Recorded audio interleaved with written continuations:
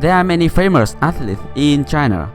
Being a torchbearer of the opening ceremony of the national games is a pride of many athletes. Ma Long is no doubt one of the most famous athletes in China. 火炬手是中国乒乓球队男队队长、大满贯获得者马龙。东京奥运会上，他成功卫冕男单冠军，又与队友们共同实现男团4连冠，以5枚金牌成为国乒历史上获得奥运会金牌最多的选手。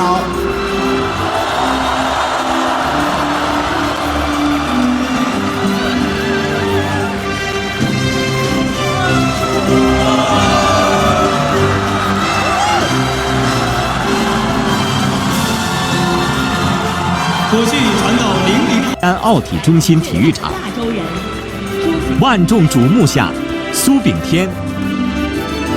第2棒火炬手是女子张雨霏。